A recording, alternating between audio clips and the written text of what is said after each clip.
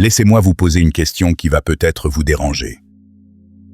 Pas vous mettre mal à l'aise pour rien. Vous déranger dans le bon sens. Celui qui réveille quelque chose de profond. Voici la question. Avez-vous déjà prié pour quelque chose avec une intensité absolue, les larmes sur les joues, les genoux douloureux, le cœur à nu, et reçu exactement ce que vous demandiez, sans y croire une seule seconde? Attendez. Relisez cette question. Parce que c'est précisément ce qui s'est passé dans l'une des scènes les plus troublantes, les plus honnêtes, les plus humaines que la Bible ait jamais consignées. Un groupe de croyants a prié toute une nuit pour un homme condamné à mort. Ils ont crié, supplié, veillé jusqu'à l'aube. Et quand la réponse est arrivée, quand l'impossible s'est produit à la lettre, quand cet homme condamné s'est présenté vivant, frappant à leur porte de ses propres poings, ils ont dit que la fille qu'il annonçait était devenue folle. Ils ont dit que c'était un fantôme. Ils ont inventé n'importe quelle explication possible plutôt que d'accepter la seule vérité évidente que le ciel venait de faire, mot pour mot, exactement ce qu'il lui avait demandé pendant des heures. Si cette scène ne vous fascine pas, si elle ne vous interroge pas jusqu'au plus profond de vos convictions, alors peut-être n'avez-vous jamais vraiment réfléchi à ce que vous faites quand vous priez. Et c'est précisément le sujet de cette vidéo. Pas une leçon de théologie froide. Pas un discours rassurant qui vous dit que tout va bien se passer. Une exploration honnête, directe, parfois inconfortable, de ce qui se passe réellement entre vous et le ciel quand vous ouvrez la bouche pour demander quelque chose. Parce qu'il y a 3 questions que presque personne ne prononce à voix haute. Première question. Pourquoi ces gens qui priaient n'ont-ils pas reconnu leur propre miracle? Deuxième question. Pourquoi le même Dieu qui a sorti un homme de prison cette nuit-là a-t-il laissé un autre homme, tout aussi sincère, tout aussi aimé, mourir quelques jours plus tôt, sans la moindre intervention visible? Troisième question. Qu'est-ce que cela signifie que l'homme le plus puissant qui ait jamais prié ait demandé quelque chose de concret, du plus profond de son être, et que le ciel lui ait répondu non? 3 questions. 3 réponses qui, je vous le promets, vont transformer votre rapport à la prière de manière permanente. Pas en vous donnant des formules magiques, pas en vous promettant que vous obtiendrez tout ce que vous demandez, mais en vous révélant quelque chose de bien plus grand que ce que vous espériez. Installez-vous. Laissez le monde dehors pendant quelques minutes. Et parcourons ensemble ce chemin sur la lumière de la parole. Pour saisir la profondeur de ce qui s'est passé cette nuit-là, il faut d'abord sentir le danger qui pesait sur chaque souffle. Mettez-vous dans la peau de quelqu'un qui vit dans une ville occupée, sous un régime qui vient de tuer un de vos amis proches. Pas n'importe quel ami. L'un des plus proches. L'un de ceux qui avaient tout quitté pour suivre le Maître. Et la raison de sa mort. Pas un crime. Pas une trahison. Simplement sa foi. Voilà la réalité de Jérusalem à ce moment précis de l'histoire. La ville était pleine de pèlerins. Les rues débordaient de ferveur religieuse pendant la semaine de la Pâque. Et sur cette communauté naissante de disciples du Nazaréen, une ombre menaçante venait de s'abattre avec brutalité.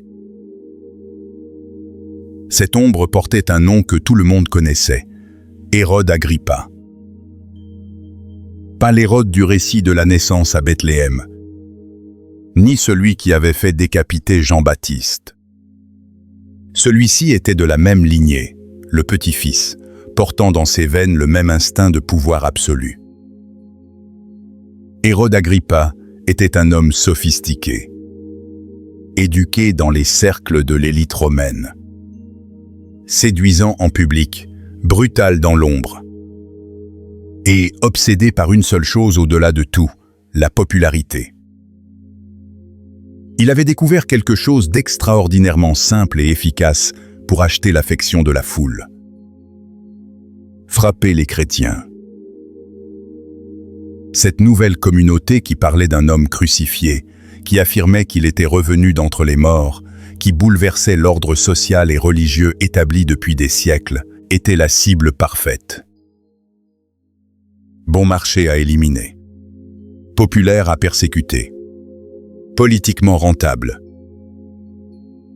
Et c'est ainsi que le roi avait décidé de faire monter la pression un cran de plus. Son premier coup avait été d'une brutalité désarmante. Il avait fait exécuter Jacques, le frère de Jean, d'un simple ordre, transmis à un soldat avec une épée.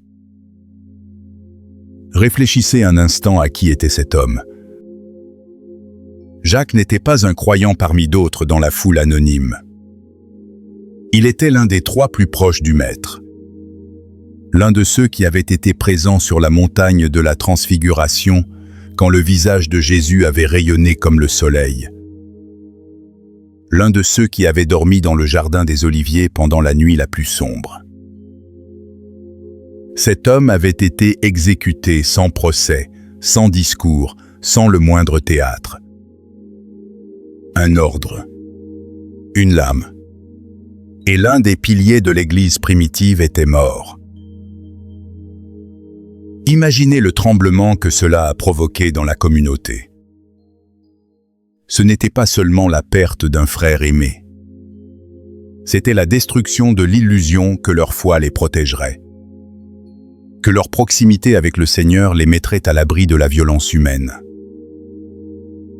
Si l'épée avait pu atteindre Jacques, elle pouvait atteindre n'importe qui. Et c'est là que l'Écriture note quelque chose qui devrait nous arrêter net. Quand Hérode vit que l'exécution de Jacques plaisait au peuple, il décida d'aller encore plus loin. Gardez cette image en tête. Un roi qui mesure sa popularité à la quantité de sang qu'il verse. C'est dans ce contexte de terreur que la scène que nous allons explorer s'est déroulée. Le prochain nom sur la liste d'Agrippa était Simon-Pierre, le pêcheur du lac de Galilée, l'homme que Jésus avait surnommé la pierre, le roc. Plein de contradictions vivantes, capable de marcher sur l'eau et de couler par peur dans la même minute. Capable de jurer qu'il mourrait pour son Seigneur et de le nier 3 fois avant le lever du soleil. Ce Pierre-là, imparfait, bruyant, loyal malgré ses failles, était devenu le trophée qu'Agrippa voulait présenter à son public. Et le roi ne plaisantait pas. Il ne l'a pas enfermé dans une cellule ordinaire avec une surveillance minimale. Il l'a confié à 4 escouades de soldats, 4 hommes par équipe, qui se relayaient sans interruption. Faites le calcul. 16 soldats armés pour surveiller un seul prisonnier sans armes. 16 professionnels de la violence, entraînés par l'armée la plus redoutable que le monde ait jamais vue, pour s'assurer qu'un pécheur ne s'échappe pas. 2 d'entre eux étaient enchaînés directement à Pierre, un à chaque poignet, pendant que les autres gardaient les entrées et les couloirs. Quand une équipe se reposait, une autre prenait sa place. Pas un instant de relâchement, pas une faille dans le dispositif. Agrippa voulait que cet homme soit présenté au peuple après la fête. Un nouveau spectacle. Une nouvelle exécution publique pour maintenir sa cote de popularité. Il avait tout orchestré. Il croyait avoir tout prévu. Mais regardez maintenant ce que la communauté terrifiée, désarmée, politiquement inexistante, a décidé de faire face à cette machine de guerre. Ils n'ont pas tenté de soulever la population. Ils n'ont pas cherché à corrompre un geôlier avec de l'argent qu'ils n'avaient probablement pas. Ils n'ont pas affûté des armes, ni tracé des plans d'attaque, ni envoyé des espions pour étudier les points faibles de la prison. Ces hommes et ces femmes effrayés, aux mains littéralement vides, ont fait la seule chose qui leur restait. Ils se sont réunis dans une maison. Et ils se sont mis à genoux. Réfléchissez à la bravoure que cela représentait. Se réunir cette nuit-là n'était pas un acte anodin. Si les soldats d'Agrippa découvraient une maison pleine de disciples du crucifié, pendant que le roi les traquait activement, tous ceux présents risquaient l'arrestation immédiate. Ou pire, le choix le plus sûr, le plus raisonnable, le plus logique aurait été de rester chacun chez soi, portes barricadées, lumières éteintes, en attendant que la tempête passe. Ils ont choisi l'inverse. Ils ont choisi de risquer leur propre liberté pour crier pour la liberté d'un autre. Et dans cette décision, il y a déjà une leçon que nous n'avons pas encore apprise. La maison appartenait à Marie, la mère de Jean-Marc. Visualisez la scène avec moi. Une demeure modeste dans les ruelles de Jérusalem. Des murs de pierre froide. Des lampes à huile dont la flamme vacille et projette des ombres tremblantes. L'odeur de la cire et de la poussière. Des dizaines de personnes entassées, certaines debout les bras levés, d'autres pliées en deux sur leurs genoux, le front presque contre le sol. Des voix murmurées qui se croisent, qui montent, qui faiblissent. Et les heures qui s'étirent dans cette façon particulière qu'ont les nuits d'attente de ralentir le temps jusqu'à le rendre presque insupportable. Luc, le médecin qui a rédigé ce récit, est quelqu'un de précis dans son langage. Il n'utilise pas les mots au hasard. Et le mot qu'il choisit pour décrire la prière de cette maison est extraordinaire. En grec, c'est le mot ekténo. Ce n'est pas le mot ordinaire pour désigner une prière du soir ou une supplique rapide. Ce terme vient d'une racine qui évoque l'étirement, la tension à l'extrême limite. Pensez à un muscle tendu jusqu'au seuil de la déchirure. Pensez à une corde tirée si fort qu'elle pourrait claquer à tout moment. C'est ça que ces gens faisaient. Pas une prière confortable. Pas une liste de demandes récitées par habitude. Une supplication étirée jusqu'à sa limite, maintenue heure après heure, alimentée par la peur réelle d'un ami en danger de mort réelle. Ce détail est essentiel, et nous y reviendrons. Parce qu'il y a quelque chose dans la qualité de cette prière, dans son intensité, dans son abandon total, qui dit quelque chose de fondamental sur la nature de la vraie conversation avec le ciel. Mais d'abord, traversons la ville avec moi. Parce que, pendant que ce cri montait de cette maison vers le ciel, à quelques centaines de mètres de là, derrière les murs de la prison, quelque chose d'inexplicable était en train de se préparer. C'était la dernière nuit. La veille de l'exécution. Plus d'attente possible. Le délai était écoulé. Demain matin, Pierre serait présenté à la foule. Et la foule savait déjà ce qu'elle voulait voir. Alors, imaginez ce que vous feriez à sa place. Enchaîné des deux poignets à des soldats. Les pieds ligotés. Entouré d'autres gardes à l'entrée de la cellule. Sachant exactement ce qui vous attend dans quelques heures. Imaginez la terreur que vous ressentiriez. L'insomnie. Les pensées qui tournent en boucle. Le froid de la pierre sous vos jambes. L'odeur de métal des chaînes. Maintenant, regardez ce que Pierre faisait réellement. Il dormait. Profondément. L'homme condamné à mort au lever du soleil dormait comme un enfant.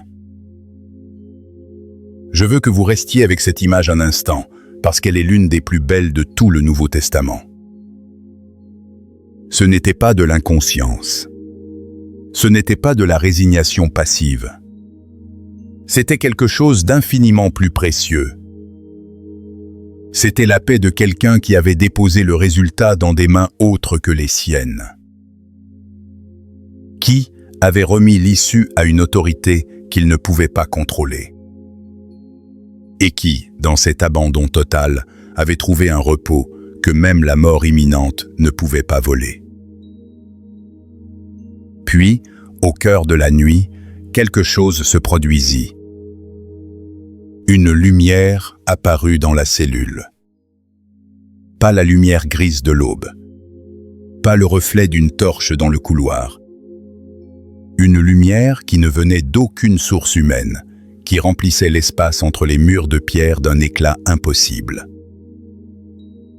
Un messager céleste se tenait là. Et la première chose qu'il dut faire fut de frapper Pierre au côté pour le réveiller. Réfléchissez à cela une seconde. Le ciel avait envoyé un être de lumière, dans une prison romaine de haute sécurité, pour libérer un homme qui dormait si profondément qu'il fallut le secouer pour le réveiller. « Lève-toi, et vite », dit le messager. Et à cette seconde précise, les deux chaînes glissèrent des poignées de pierre d'elles-mêmes, tombant sur la pierre avec un bruit sourd. Pas déverrouillé, pas coupé, tombé. Ce qui suit est décrit avec une précision presque comique dans son calme absolu, comme si le messager céleste n'était pas du tout pressé malgré l'urgence de la situation. Mets ta ceinture. Attache tes sandales. Enveloppe-toi de ton manteau. Suis-moi. Des instructions pratiques, prosaïques même. Comme si l'on préparait quelqu'un pour une promenade matinale plutôt que pour l'évasion la plus improbable de l'histoire humaine. Et Pierre obéit. Encore à moitié endormi, encore hébété, encore incapable de distinguer le rêve de la réalité. Le texte précise qu'il ne croyait pas que ce qui se passait était réel. Il pensait avoir une vision, un rêve. Même le bénéficiaire du miracle ne comprenait pas que le miracle était en train de s'accomplir sur lui en temps réel. Ils passèrent le premier groupe de garde. Aucune réaction. Ils passèrent le deuxième poste de surveillance. Toujours rien.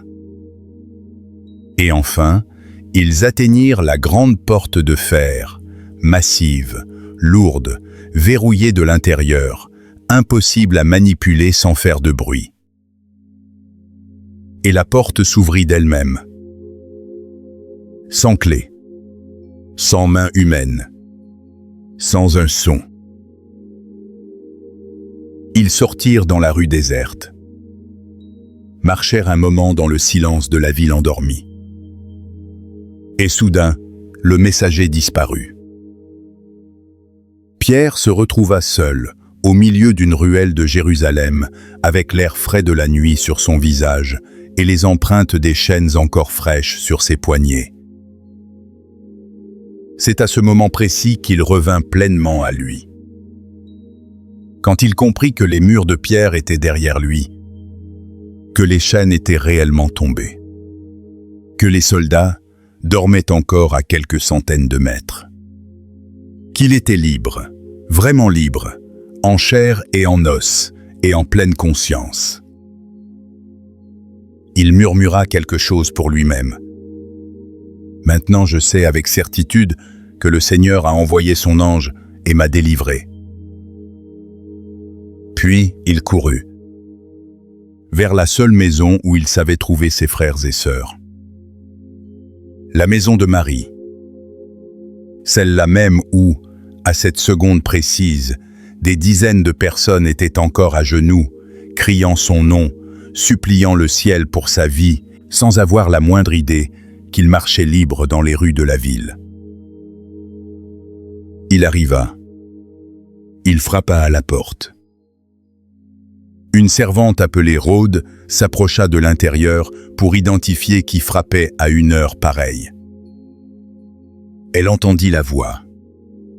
Et elle la reconnut immédiatement. Cette voix grave, familière, inimitable. C'était Pierre.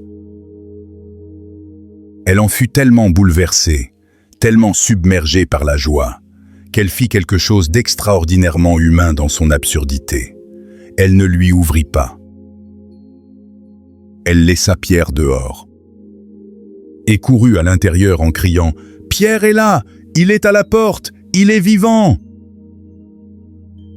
Et maintenant, ici, dans cette réaction collective de la communauté qui priait, se trouve l'une des vérités les plus profondes et les plus honnêtes que les Écritures aient jamais enregistrées. Comment ont-ils répondu?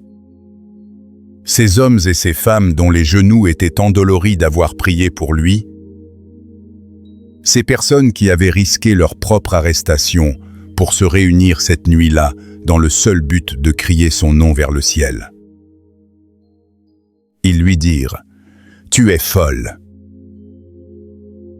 Ils rejetèrent son témoignage, sans même ouvrir la porte pour vérifier. Et quand Rhode insista, certaine de ce qu'elle avait entendu, ils trouvèrent une alternative plus acceptable à la vérité. C'est son ange. Cela signifie qu'il est déjà mort.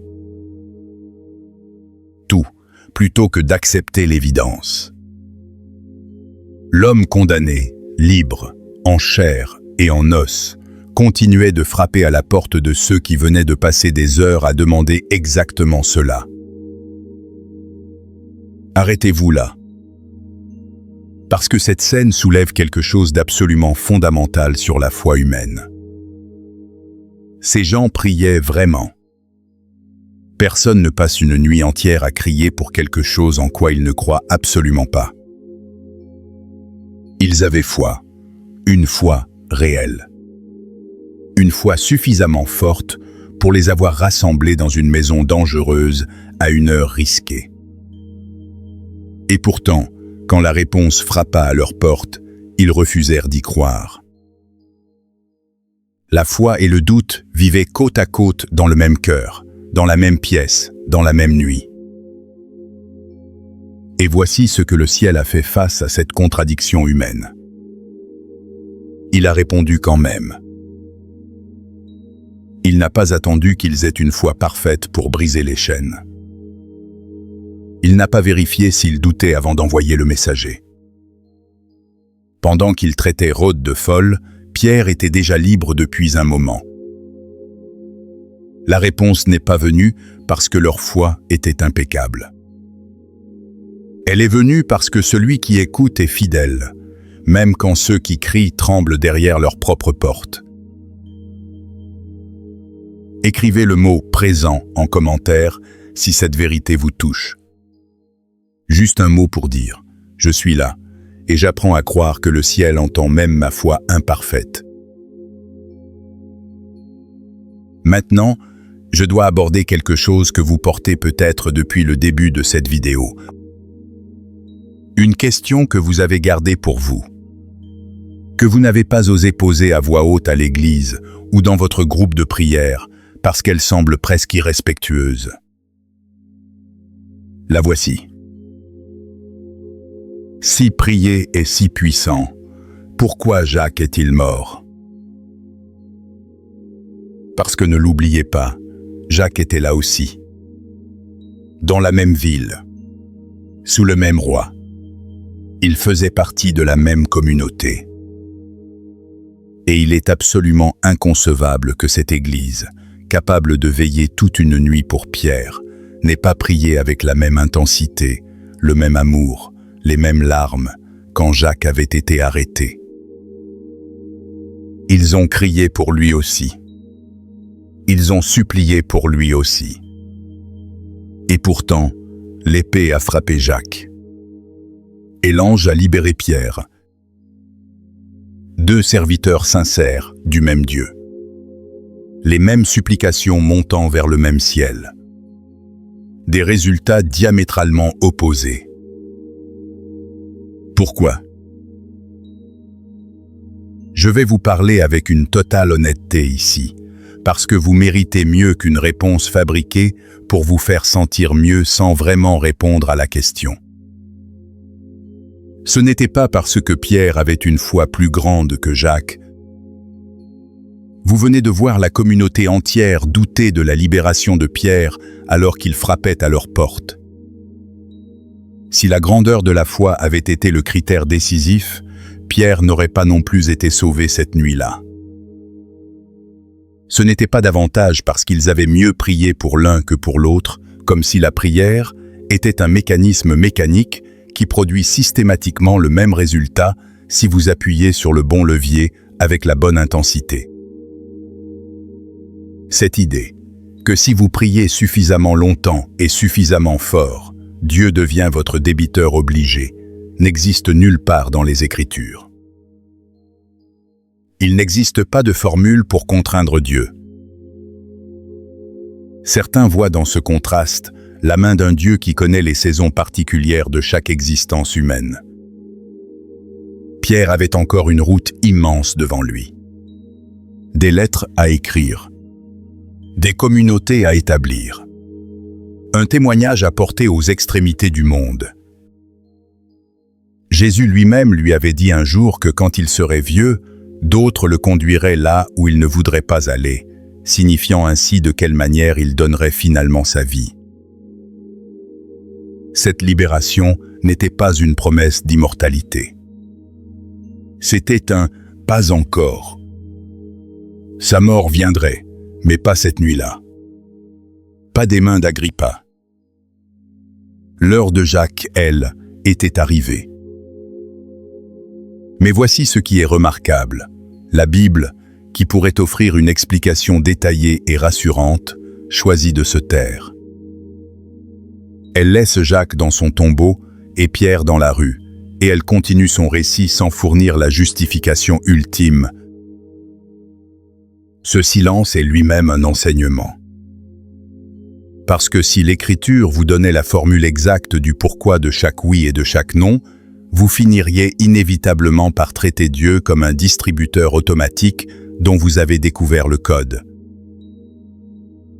La foi qui grandit n'est pas celle qui reçoit toujours tout ce qu'elle demande. C'est celle qui continue de faire confiance quand elle ne reçoit pas. Et je sais que pour certains d'entre vous, ce n'est pas une discussion théorique abstraite. Peut-être avez-vous prié un jour avec tout ce que vous aviez, les deux genoux au sol, pour quelqu'un que vous aimiez. Pour une guérison, pour un mariage, pour un enfant, pour un emploi, pour un retour. Et la réponse qui est venue n'était pas Pierre libre à la porte. C'était le silence. C'était la perte. C'était le deuil. Et depuis ce jour-là, vous portez une blessure secrète, une question enveloppée dans de la honte que vous n'osez pas exprimer. Si Dieu pouvait libérer Pierre, pourquoi n'a-t-il pas répondu à ma prière ? Je n'ai pas de réponse définitive qui fermerait cette blessure d'un coup de baguette magique. Et méfiez-vous profondément de quiconque prétend en avoir une. Mais ce que l'histoire de Jacques révèle avec une clarté absolue, c'est ceci. Votre prière n'a pas échoué parce que votre foi était insuffisante. Pas parce que Dieu vous aimait moins que Pierre. Pas parce que vous n'aviez pas utilisé les bons mots ou la bonne posture ou le bon volume. Parfois, ce qui ressemble à un silence est en réalité quelque chose que vous n'avez pas encore les yeux pour voir. Et pour comprendre cela pleinement, nous devons aller dans un jardin. Il existe une nuit dans l'histoire humaine où l'être le plus puissant qui ait jamais posé les genoux sur la terre a demandé quelque chose de concret, de précis, d'absolument légitime, et s'est entendu dire non. Cette nuit, c'était Gethsémane, un jardin d'oliviers aux portes de Jérusalem. Des arbres anciens dont les troncs tordus semblent porter le poids des siècles. Le sol rocailleux et froid sous la nuit étoilée. Le silence d'une ville endormie au loin. Et au milieu de ce jardin, un homme à genoux, le visage contre la terre, l'âme triste jusqu'à la mort, selon ses propres mots. Pas un héros de marbre impassible. Un homme réellement terrifié par ce qui l'attendait dans quelques heures. Car il savait précisément ce qui venait. Il n'avait pas d'illusion sur la croix. Il connaissait la douleur physique insupportable. Il connaissait l'humiliation publique. Il connaissait l'abandon. Il connaissait ce que signifiait porter le poids de ce qui allait peser sur ses épaules. Et dans ce jardin, il a prié comme peu d'êtres humains ont jamais prié. 3 fois, il s'est prosterné, le visage contre le sol froid. 3 fois, les mêmes mots ont tremblé sur ses lèvres. Père, si c'est possible, si tu le veux, que cette coupe s'éloigne de moi. Délivre-moi de ce qui vient. S'il y a un autre chemin, montre-le-moi. C'était la demande la plus sincère, la plus humaine, la plus légitimement douloureuse qu'un cœur ait jamais formulée. Et il faut noter quelque chose d'une importance capitale. Ses disciples les plus proches, ceux qu'il avait spécifiquement emmenés avec lui pour veiller pendant cette heure décisive, s'endormirent. À plusieurs reprises. Alors qu'il agonisait sur ses genoux, trempé d'une sueur mêlée de sang selon les récits, il dormait. Il était, dans le sens le plus absolu et le plus déchirant du mot, totalement seul. Et pourtant, il continua de parler au Père. Puis vient la phrase. La phrase qui contient peut-être le secret le plus profond de toute la théologie de la prière. Cependant que ce ne soit pas ma volonté, mais la tienne. Cette prière n'a pas obtenu ce qu'elle demandait au sens immédiat. La coupe n'a pas été retirée. La croix n'a pas été annulée. Aucun ange ne l'a libéré de son chemin vers le Golgotha. Et pourtant, cette prière est la plus puissante jamais prononcée par des lèvres humaines. Pourquoi ? Parce que sa puissance ne résidait pas dans sa capacité à plier la volonté du Père selon celle du Fils. Sa puissance résidait dans quelque chose d'exactement inverse. Elle a aligné la volonté du Fils sur celle du Père. Ce n'est pas une prière qui a manipulé le ciel. C'est une prière qui a ouvert les vannes de l'histoire. Ce nom du Père, ce nom qui sur le moment ressemblait à de l'abandon, à de l'indifférence, à de la cruauté peut être, ce nom a rendu possible la réconciliation de toute l'humanité avec son Créateur. Sans la croix, pas de résurrection. Sans la résurrection, pas d'espérance. Sans l'espérance, rien. Le nom le plus douloureux de toute l'histoire était en réalité le oui le plus grand qui nous ait jamais été donné. Des années après la résurrection, un homme extraordinaire portait quelque chose qui le tourmentait sans relâche. Paul de Tarse. Celui qui avait planté des communautés de croyants aux 4 coins du monde méditerranéen. celui dont les lettres constituent une part majeure du Nouveau Testament.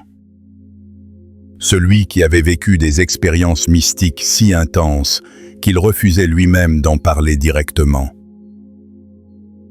Cet homme portait ce qu'il appelait une épine dans la chair. Nous ne savons pas exactement ce que c'était. Des siècles de spéculation n'ont pas tranché. Une maladie des yeux peut être une douleur chronique, une forme de persécution constante. Le texte garde délibérément son secret. Mais nous savons ce que Paul a fait avec cette épine. Il a supplié le Seigneur de la lui enlever. Pas une fois, 3 fois. Avec tout le poids spirituel d'un apôtre qui a vu le ressusciter en chemin vers Damas, qui a prié pour des miracles et les a vus se produire, qui connaissait intimement la puissance de la prière. Et qu'a-t-il reçu? Un nom. Mais un nom enveloppé dans quelque chose d'une beauté extraordinaire. La réponse fut « Ma grâce te suffit, car ma puissance trouve son plein accomplissement précisément dans ta faiblesse. » Traduisons cela autrement, parce que cette réponse mérite qu'on la déplie entièrement. Je ne vais pas supprimer l'épine, Paul. Pas parce que je ne peux pas, mais parce que ce n'est pas la meilleure chose que je puisse te donner. À la place de l'absence de l'épine, je vais te donner ma propre présence au cœur de ta douleur. Je vais me révéler le plus clairement là où tu es le plus fragile. Ta faiblesse va devenir la scène sur laquelle ma puissance sera le plus visible. Voyez-vous le fil qui relie tout cela? Pierre demande la liberté et l'obtient cette nuit-là. Jésus demande que la coupe passe et ne l'obtient pas. Paul demande la délivrance de son tourment et reçoit à la place une grâce qui le maintient debout au cœur même de ce qui le brise. 3 cris différents, 3 réponses différentes. Un seul et même Dieu attentif qui n'ignore aucun soupir. Le modèle est là. Une fois qu'on l'a vu, on ne peut plus ne pas le voir dans toutes les Écritures. Un non à ce que vous demandez est souvent, en réalité, un oui silencieux à quelque chose que vous n'avez pas encore les yeux pour apercevoir depuis là où vous vous tenez. Alors, qu'est-ce que le vrai pouvoir de la prière? Commençons par déblayer le terrain, par nommer clairement ce que ce n'est pas. La prière n'est pas une garantie automatique d'obtenir ce que vous formulez. La prière n'est pas une télécommande pour orienter le ciel selon vos préférences. La prière n'est pas une récompense que vous débloquez en accumulant suffisamment de foi, de vertu ou de temps à genoux. La prière n'est pas un levier mécanique dont vous devez découvrir la bonne technique pour qu'il fonctionne. Paul écrit quelque chose qui devrait changer votre posture entière face à la prière. Il dit que dans les moments où vous ne savez même pas quoi demander, quand vous êtes si épuisé, si perdu, si dévasté, que les mots refusent de venir, quand tout ce qui sort de vous c'est un soupir rauque ou des larmes sans forme ni direction,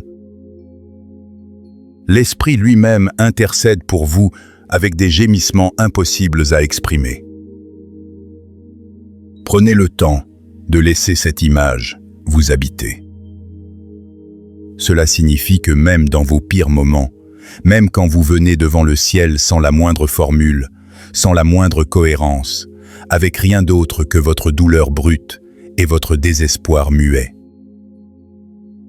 Quelqu'un prend ce gémissement informe, cette larme sans parole, ce silence habité de détresse, et le traduit parfaitement devant le Père. Vous ne criez jamais seul. Pas une seule fois dans toute votre vie, pas un seul moment dans votre nuit la plus sombre, vous n'avez crié dans un vide. Maintenant, posons la vraie question. Si la prière n'est pas une transaction, qu'est-ce que c'est? C'est une relation. C'est une conversation entre un enfant et son père. Vous ne parlez pas à une machine qui traite des requêtes selon un algorithme que vous devez maîtriser. Vous parlez à quelqu'un qui vous connaît plus profondément que vous ne vous connaissez vous-même. Qui sait ce dont vous avez besoin avant que vous n'ouvriez la bouche? Qui parfois vous donne quelque chose de différent de ce que vous avez demandé précisément parce qu'il voit ce que vous ne pouvez pas encore voir. Un enfant ne cesse pas de parler à son père parce que celui-ci lui a dit non une fois. Il continue parce que la relation est plus grande que n'importe quelle réponse individuelle. Et il y a une promesse dans les Écritures qui unifie tout ce que nous avons exploré aujourd'hui. Si nous demandons quelque chose selon sa volonté, il nous écoute. Notez avec attention la condition. Pas si vous demandez avec assez de foi. Pas si vous méritez suffisamment. Selon sa volonté. Et loin d'être un obstacle ou une limitation frustrante, c'est en réalité la plus grande sécurité imaginable. Parce que cela signifie deux choses simultanément. Quand votre demande correspond au cœur d'un Dieu bon, absolument rien dans l'univers entier ne peut l'arrêter. Aucun Hérode, aucune chaîne, aucune porte de fer. Et quand elle ne correspond pas, ce non n'est pas un rejet ni de l'indifférence. C'est une protection. C'est quelqu'un qui vous voit d'une hauteur que vous ne pouvez pas encore atteindre et qui vous préserve de quelque chose que vous n'avez pas les yeux pour discerner depuis votre position actuelle. C'est pourquoi les Écritures ne vous invitent pas à approcher le ciel en tremblant, en mesurant si vous êtes assez qualifié ou assez croyant. Elles vous invitent à vous approcher du trône de la grâce avec une pleine assurance, là où la miséricorde est accordée au moment exact où vous en avez besoin. Avant de refermer cette histoire, il y a un détail que vous devez connaître. Parce qu'il complète le tableau avec une précision qui donne froid dans le dos. Qu'est-il arrivé à Hérode Agrippa? L'homme qui avait ordonné l'exécution de Jacques. Qui avait mobilisé 16 soldats pour garder Pierre? Qui avait tout le pouvoir humain de son côté. Peu après les événements de cette nuit-là, Hérode se trouvait à Césarée, vêtu de ses plus somptueux atours, donnant un discours devant une foule en délire. La foule, dans son enthousiasme flatteur, commença à crier que ce n'était pas une voix humaine, mais celle d'un dieu. Et le roi accepta cette adoration. Il garda pour lui la gloire qui n'appartenait pas à un être humain. À ce moment précis, un ange du Seigneur le frappa. Le même genre de messager céleste qui, quelques nuits plus tôt, avait détaché les chaînes d'un prisonnier sans ressources, frappa le roi le plus puissant de la région. Hérode Agrippa mourut. Et ce n'est pas seulement la Bible qui le rapporte. L'historien Flavius Joseph, juif non chrétien, écrivant pour un public romain, a consigné exactement la même fin dans ses écrits historiques. Contemplez le contraste final de cette histoire. L'homme avec 16 lances, des palais, des armées et le droit de vie ou de mort sur ses sujets n'a pas pu se sauver lui-même. La maison avec les mains vides et les genoux au sol avait tout le ciel de son côté. La puissance qui semblait invincible était en réalité la plus fragile. Et c'est là que tout revient, silencieusement, à cette porte. Cette porte derrière laquelle Pierre attendait, pendant que ceux qui l'aimaient se disputaient pour ne pas croire à leur propre miracle. Finalement, ils ont ouvert. Ils ont levé la barre de bois. et là se tenait Pierre. Vivant. Le miracle les regardait dans les yeux, et ils ne savaient plus quoi dire. Vous avez peut-être vous aussi une porte. Une prière que vous formulez depuis longtemps, qui semble frapper un plafond de pierre et retomber sans réponse visible. Peut-être que c'est une situation médicale, peut-être une relation brisée, peut-être une direction pour votre vie, peut-être quelque chose que vous n'avez jamais nommé à voix haute. Peut-être que ce n'est pas encore votre nuit. Peut-être que votre réponse ressemblera davantage à la coupe de Gethsémane qu'aux chaînes brisées de la cellule. Et que vous devrez traverser le chemin de ces mots difficiles. Non pas ma volonté, mais la tienne. Peut-être que vous êtes exactement comme Paul, portant votre épine, et que la réponse que vous recevrez ne sera pas la suppression de l'épine, mais une grâce assez grande pour vous tenir debout malgré elle. Ou peut-être que votre ange est déjà en route. Peut-être que pendant que vous regardez cette vidéo, quelque chose se met en mouvement dans une dimension que vous ne pouvez pas encore voir. Ce que je sais avec certitude, parce que cette histoire nous l'enseigne depuis 2000 ans, c'est ceci. Le même Dieu qui a entendu une maison pleine de croyants doutants, qui traitait la bonne nouvelle de folie au moment même où elle frappait à leur porte, vous entend vous aussi, à cet instant précis. Même si votre foi vacille, même si vos mots sont cassés, même si vous n'êtes pas sûr de croire que cela peut changer quoi que ce soit, il n'a jamais cessé d'entendre. Pas une seule fois, pas un seul soupir. Alors, ouvrez la porte. Peu importe ce que vous y trouverez, il est de l'autre côté. Si cette vidéo vous a rejoint là où vous en êtes aujourd'hui, laissez un commentaire. Dites-moi ce que vous cherchez. Partagez ce que vous portez. Cette chaîne existe pour créer un espace où les vraies questions reçoivent des réponses honnêtes. Abonnez-vous pour ne pas manquer la suite de ces explorations. Et quelle que soit la nuit que vous traversez en ce moment, puisse la lumière qui a rempli cette cellule trouver aussi le chemin vers là où vous vous trouvez. Prenez soin de vous. À très bientôt sur le mystère de la source.